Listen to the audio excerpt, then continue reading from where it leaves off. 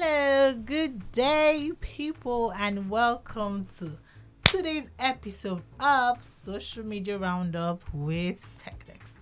My name is Onine. I am your host, and with me in the studio, as usual, is Dennis. Hello, Dennis. Hey, how are you doing? I'm excellent. How are you? I'm well. We thank God. Salary week. Excited. Salary week, Dennis. You need to chill. It's actually, yes, it's salary week. It's a reason to be excited, right? Dennis is super excited. It's not like I'm not. Always excited. Always excited about salary week. As usual, we have 3 stories from the social media space. 3 stories that are trending on the social media space that caught our attention that we'll be discussing. It's what we do on Social Media Roundup with Technics. First up, this week, that was on Monday, August the 22nd, Pastor Jerry Eze. First of all, if you have ever heard the phrase, what God cannot do does not exist, NSPPD, fire, 7 a.m. fire prayers, all those, is my turn, I'm the one who God has favored. They have many phrases, but the most popular one is what God cannot do does not exist. If you use it, if you've heard it, you know it is NSPPD. I hope I'm getting that. It's Pastor Jerry Eze and his people. He turned 40 on Monday, and let me tell you, Dennis, this thing trended everywhere. I checked. It was trending on YouTube. It was trending on TikTok. It was trending on Facebook. It was trending on Twitter. It was trending on Instagram, WhatsApp, everywhere. Christians typically come out full force for their guys, for their pastors. No, it's not just that Christians come out. I feel like this is unprecedented. Also, it was everywhere. The other guy that did his birthday, Suleiman. Which Suleiman is that? There's one Joshua Suleiman or something. Joshua Selman. It was also all over. I said everywhere on my WhatsApp when it's not like this. Yes, Selman trended, but I say TikTok. I checked YouTube. Hashtag Pastor Jerry is 40. I'm like, yo, Pastor Jerry Alpha. Waiting this. So why did he do that? But then CNN even did this article. They did a profile. They did a profile on him, which was really detailed. I really loved it. He has 800,000 subscribers. Dude is pushing 1 million. Dennis, he's the second most followed preacher on YouTube. Do you know how many preachers there are on YouTube? A Nigerian pastor. Second most followed on YouTube. The first is a Brazilian pastor. I checked. We are more religious in this part of the world. It's not just about more religious. We are more into the whole Christianity thing, into the whole, let me follow my pastor. Let me announce solidarity. His church isn't even that big. You can't compare it. Are you sure? I think his church is massive. No, it's like it's still a very church. new Exactly. church. That's what so they I'm are saying. Still building the physical space. But in terms of the membership, the followership is there. Definitely. But I think that this NSPPD prayer thing is global. CNN in that profile called it a global movement. And to be honest, that is what... There is nothing that God cannot do. Really, what God cannot do does not exist, because Pastor Jerry was just this young pastor in Umuahia. His church was in Umuahia, right? It was during the lockdown. He said, let me just spread hope. He started praying. And God really, really took it, and it blew up. Really, I'm agreeing with them. Not that I didn't always know, right? What God cannot do does not what? Exist. It doesn't, my dear. Moving on. Funke Akindele turned 20. Are you joking? Auntie, sorry, she turned 45 this week. And it was really, lots of celebration, people calling her Your Excellency, considering the fact that she's running for deputy governor in Lagos State. I really hope she wins. I've said that several times. Now, she did this video. There's this guy that dances with celebrities. The one I remember he did that was with RMD, which I'm Damijo, on his 60th birthday. I think Funke tried to recreate that for her birthday, and she did this dance, whatever. What do you think about that, Dennis? First of all, happy birthday. Yeah, absolutely. Happy birthday to Funke Akindele, the superstar. But I think that she might be conflicting things a bit. How so? Now that she is campaigning, I felt like that video was a bit out of place. Really? Just because there's so much happening. And I know that you should take out time to celebrate. But a little party at this time, I think, would have been better.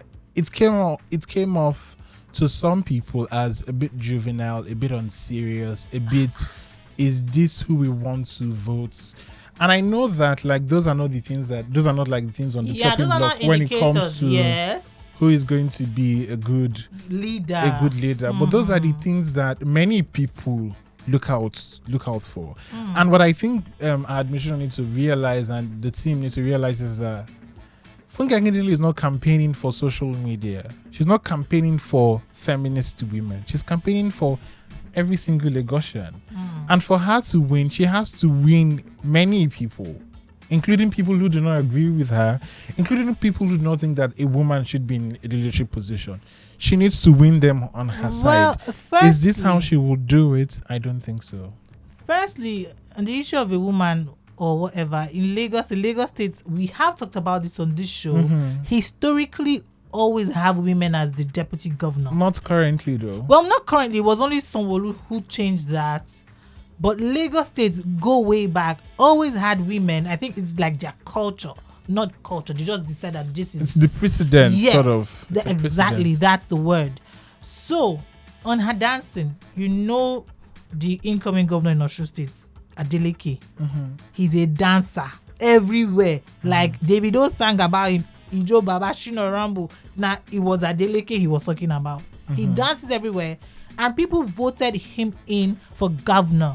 Why not Funke?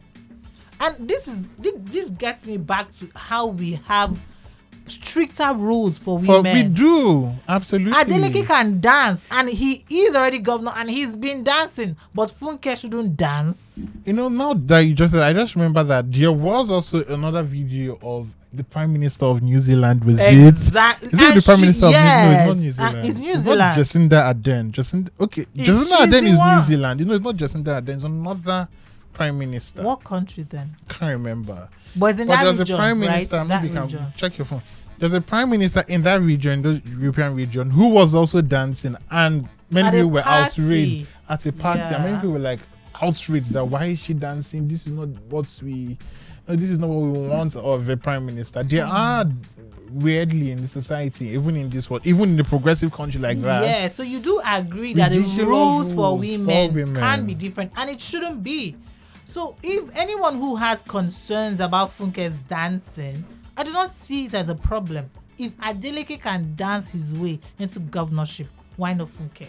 Finland Prime Minister. Funke dance away. I'm Prime Minister of Finland. Dance. I enjoyed the video. I liked it. It was great content. It was the change of outfit, and I just loved it. I don't think it's an issue. I mean, she has shown that she can be a leader. She has built successful businesses. She's had a great career, film, all that. She should not dance. Please.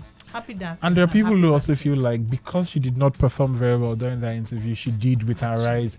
There are people that are now latching onto this to say, is she really qualified? Is she really qualified? Is she really a serious person? I think that interview was I don't know what to call it. It was a huge She went there a bit underprepared. Yes. She was underprepared. And I think her media team, please take note. Don't allow her go there. This is not vibes and inshallah. This is not Instagram. This is serious business. Absolutely. Prep her. Don't do madam. Prep her, because out there they are going to ask her the hard questions. It is your job to prepare her. That's it on this topic. Finally, the last thing we're going to be discussing on this show, there's been this conversation on social media. Yeah, I'm like, absolutely, we have to talk about this. There's somebody posted, I think it was on Facebook, that his friend just got divorced after 2 years of marriage. Guess why? Why? His wife refused to change her name to his name. So she wanted to keep her maiden name. Yes, she wanted to retain her father's name, yes. And name. he's like, you ain't gonna do that. And then he divorced her. And I'm like, Legit no, he did not. divorced her. Just to be like, are they being honest? And then this has sparked a conversation across the social media space here with people like, what's there? Change your name. And other people like, never ever. You're not gonna tell me. I mean, what's there too? What's there? Should not change her name. Exactly right. What's if you're there? going to say what's there, why not you just change your name? Also, what's there? Why can't I keep my name? What do you think? Before I say what I think, what do you think, Dennis? I think that he didn't get married to her for the right reason, which is you love her. Right. Obviously, it wasn't crazy about her. It wasn't in love with her. And that's why I think something as minute as she won't change her name. Very minute. Is the reason why you're going to divorce her. But I am tempted to want to believe that there are other things that were happening in their marriage. Right. Because it's just two extreme things. So on the other hand, one person is saying, look, I don't want to change my name. And on the other hand, it's like the thing that will break the camel's back for the other person. So how did they even get married? Obviously, I'm going to guess and say one of them is a very staunch feminist, and the other one is like an obsessive observer of the patriarchy rules. Do you know the thing, Dennis? She might not even be a feminist. I'm thinking, if you ask me, I'm thinking maybe the man's approach had something to do with it. As in, I do not think you should mandate somebody to change their name. Why is it even a big deal? Sometimes it's not even that she's a feminist. Sometimes it's just like, why are you making it such an issue? And then if it's a stubborn person, she'll not be like, okay, I'll not do it, do your worst. Because sometimes how you present a case, right, it matters. Changing a name is not something you should enforce. It's something that, we take this piece of entreat her. Let her see the reason. Why is it even a thing? So, let's just assume that it's so important to you and you want both of you and your wife to answer the same name. It's not something to be like, I'm the man, you must take my name. No, it's like something like, babe, this really make me happy. I'd really appreciate it. I know it's a big deal. I know I'm asking a lot of you. You've had this name your whole life. You're really attached to it. But because you love me, I'd really appreciate if you did this. One of my favorite writers, Taffy Brodesser Akner, actually, what she did with her husband is hyphenate. And the man also hyphenated. Oh. So now she's Taffy Brodesser Akner. And the husband is also Brodesser Akner as well. Interesting. I mean, like I said, it's just conversations, like be diplomatic. You're dealing with an adult here, someone who has agency, someone who's like, she's grown. You can't mandate her as though she's your child. This is a conversation to have, even if she's reluctant. It's like, babe, these are my reasons. I'm going to give you time, but I would really like if our family, we have one name, and then give her time. But just after 2 years, you already divorced. Like you said, maybe there are other issues that we don't know about. There must have been. But then it's part of this whole conversation with them having male and female camps. Men are saying, the very traditional men, I paid for you, you're my property, answer my name. Andrew Tate's people. Like Andrew Tate's people, and the others are like, boy, you ain't gonna tell me what to do.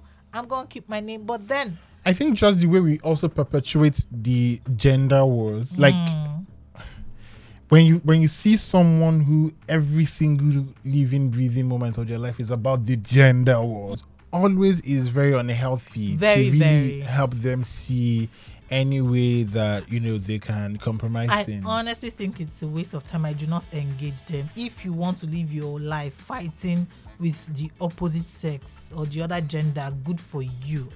I used to be there. You would not believe, but then it is exhausting. It's exhausting. Just do what you want to Everything do. we men. One day, I don't know who advised me. I advised myself. I say my sister. This is unsustainable. It is not sustainable. I was exhausted. What is it? But it's just about have dialogue, have respect for each other. Marry someone that loves you. Marry someone you like. Yeah, and that treats you well. And these things are not. If you are going to get married, if marriage is exactly like a thing for you. Yes, if it's in the. And it's also, is it something that you can do? Because there's also like a whole lot of compromising. Yeah, a lot. If you're not ready to compromise, just chill. Just keep it moving. That's our show, guys. Yeah. Dennis, please tell them where to follow us. So Follow us across all social media platforms at technex.ng. We're on Twitter, Instagram, LinkedIn. We are everywhere. Subscribe to our newsletter, Technex Roundup. We're on our website, technex.ng. Yeah, and follow me on Twitter at Daladenis, DALEDNNIS. Follow me on Twitter and Instagram. Egodi Goddess is the same on both platforms. Let's connect. That's our show, guys. Bye, guys. Until next week. Ciao. Have a good one.